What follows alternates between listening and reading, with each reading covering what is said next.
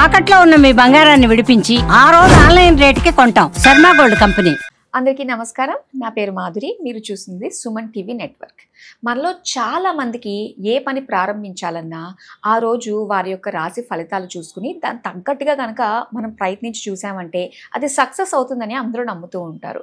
అయితే విశ్వావసునామ సంవత్సరం తర్వాత చైత్రమాసం, మరి చైత్రమాసంలో ఎలా ఉండబోతుంది అనే దానికంటే ప్రతి ఒక్కరికి అర్థమయ్యేటట్టుగా ఇలాగా మాస ఫలితాలు అందరికీ అర్థమవుతాయి కాబట్టి ఇంగ్లీష్ మాస ఫలితాల ప్రకారంగా అంటే ఏప్రిల్ మాసంలో ప్రతి ఒక్క రాశి వారికి అంటే 12 రాశుల వారికి ఎలా ఉండబోతుంది, ఎలాంటి జాగ్రత్తలు తీసుకోవాలి, ఎలాంటి పరిహారాలు చేసుకోవాలి అన్న విషయాలు మనకి తెలియజేయడానికి మనతో పాటు ఉన్నారు ప్రముఖ జ్యోతిష్య పండితులు గురుస్వామి రాజన్ నంబూద్రి గారు.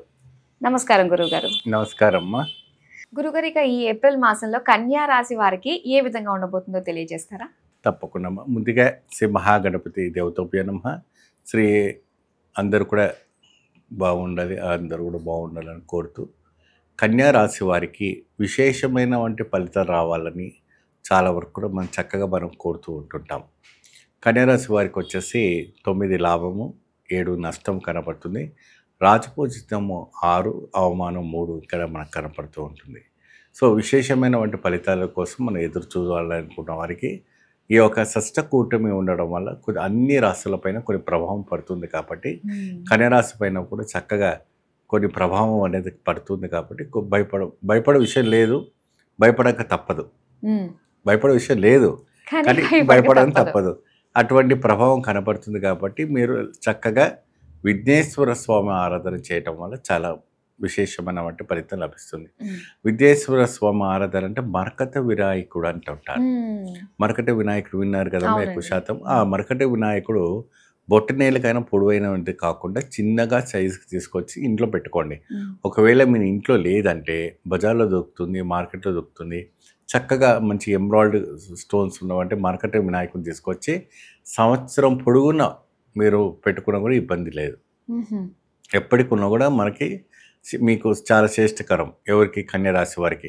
ఎందుకంటే అవమానం పడడానికి అవకాశాలు ఉంటుంది, నిందలు పడడానికి అవకాశం ఉంటుంది.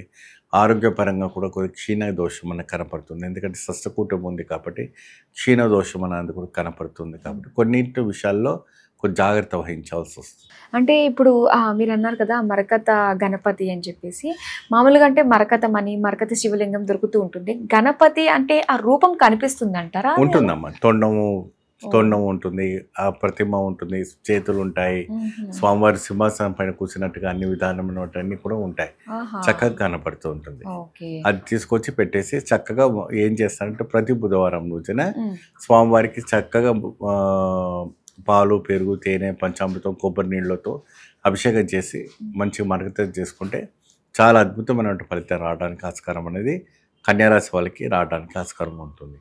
ఇంకొకటి ఉద్యోగం రంగంలో ఉన్న వాళ్ళకి బదిలీ అవ్వడానికి అవకాశాలు కనపడుతూ ఉంటుంది. సో ఆరోగ్యపరంగా కొద్దిగా దెబ్బతినడానికి అవకాశం ఉంటుంది.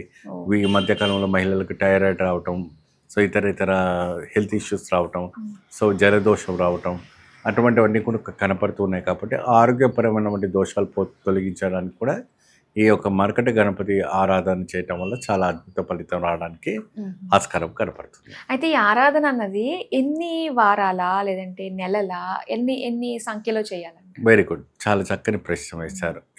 నా భక్తులకు తీర్చేవంటి కోరికలన్నీ మీరు తీరుస్తున్నారు. చక్కగా బ్రహ్మాండమైనటువంటి కోరిక ఇది. ఎందుకంటే మీరు అడగలేనివంతా కూడా మేడం గారు అడుగుతున్నారు. చాలా సంతోషం.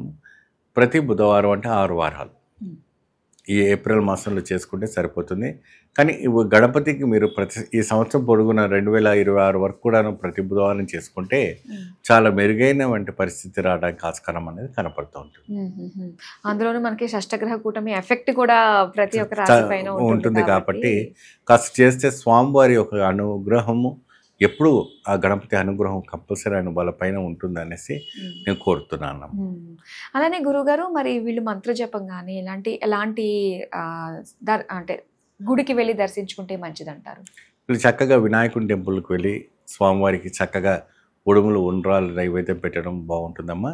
మంత్రం అనేటప్పటికీ చక్కగా ఓం గం గం గణపతి నమః మంత్రాన్ని జపించి జపిస్తే సరిపోతుంది. ఇది 108 సార్లు కానీ లేదంటే 1116 సార్లు కానీ ఎప్పుడైనా కూడా చాటింగ్ అది మిషన్స్ ఉంటాయి కాబట్టి చాటింగ్ మిషన్ పెట్టుకొని చక్కగా జపం చేసుకోవచ్చు. జప తప ఉంటేనే వీళ్ళకి ఎప్పుడు కూడా ఆరోగ్యం అనేది చక్కగా ఉంటుంది, ముందుగా సాగడానికి మంచి వైపు ఉంటుంది. అలాగే స్త్రీలలో ఎలాంటి విషయాల్లో జాగ్రత్త పడాలంటారు వీళ్ళు? స్త్రీలు కూడాను అనేక రకమైనటువంటి పొజిషన్స్లో ఉంటారు, అనేక రకమైనటువంటి రంగాలు ఉంటారు కాబట్టి వాళ్ళు కూడా మెరుగైనటువంటి పరిస్థితి రావాలి, ఇంకా మెరుగైనటువంటి సంపద రావాలి. ఆడవాళ్ళకి ఏంటంటే ఎప్పుడు కూడా సంపద, నగలు, నట్రలు ఉండాలి కాబట్టి ఏదైనా ఆరోగ్యం వాళ్ళు ఇంటి దీపము బాగుంటేనే ఇల్లంతా బాగుంటుంది. కాబట్టి ముందు వాళ్ళు బాగుండాలి కాబట్టి మనకు విశేషమైనటువంటి ఫలితం రావడం కోసము ఈ గణపతి ఆరాధన చేయడం వల్ల అద్భుతమైనటువంటి ఫలితం రావడానికి. నైవేద్యం వచ్చేటప్పటికి మీరు ఉడుములు ఉండ్రాలు పెట్టుకోవచ్చు, లేదంటే శనగలు నానబెట్టి కొబ్బరి తురిమి కూడా కేళ్ళ నాడి శాస్త్రం ప్రకారంగా చేసుకుంటే మంచి ఫలితం రావడానికి మంచి ఫలితం లభిస్తుంది. గురుగారు, అలాగే మరి దూర ప్రాంతాలకు వెళ్ళే వాళ్ళు, అబ్రాడ్లో సెటిల్ అవ్వాలి, జాబ్ కావాలనుకునే వాళ్ళకి ఎలా ఉందంటారు ఛాన్సెస్? చాలా చక్కని ప్రశ్న వేశారమ్మా. వీళ్ళకి ఎక్కువ శాతము ఇప్పుడు న్యూలీ మ్యారీడ్ అయిన వాళ్ళు కానీ, లేదంటే అబ్రాడ్లో ఉండి భర్త అక్కడ ఉండి భార్య ఇక్కడ ఉండి అక్కడికి వెళ్ళాలి, సెటిల్ అవ్వాలనుకున్న వాళ్ళు గట్టిగా చాలా వరకు కూడా చాలా ప్రయత్నం చేసినప్పుడు కూడా విఫలమైపోతూ ఉంటుంది. ఎందుకంటే కొన్ని ఎమర్జెన్సీస్ ఒప్పుకోవు, కొన్ని రిజెక్ట్ చేస్తూ ఉంటాయి. సో అటువంటి సమయంలో చాలా ఇబ్బంది పడడానికి అవకాశం కనపడుతుంది. కాబట్టి కొంచెం మెరుగైన పరిస్థితి రావడానికి అవకాశం ఉంటుంది. గణపతి ఆరాధన చేసి చక్కగా మీరు ఆ ఇంటర్వ్యూస్ చేసుకుంటే మీకు ఈ ఏప్రిల్ మాసంలో మంచి శుభవార్త వింటారు. ఏప్రిల్ మాసంలో మంచి శుభవార్త వినడానికి మంచి అవకాశం కనపడుతుంది. దానివల్ల అతీతమైనటువంటి ఫలితం రావడానికి కోసం ఇంకా మెరుగైనగా స్వామికి 11 ఆలయానికి 11 ప్రదక్షిణ చేసి కొబ్బరికాయ ఉంటుంది కదమ్మా, ఎరుపు బట్టలు వేసేయండి. దాంట్లో ఏం చేస్తారంటే ఇంత కాస్త పసుపు కుంకుమ వేసి, పచ్చకర్పూరం వేసి, రూపాయి బిళ్ళ వేసి ఆ ఒక ముడుపులాగా స్వామివారి ఆలయంలో కట్టండి. మేము విదేశాలు వెళ్ళి తిరిగి వచ్చేదాకా మమ్మల్ని కాపాడనేసి స్వామివారిని ప్రార్థన చేసుకోండి.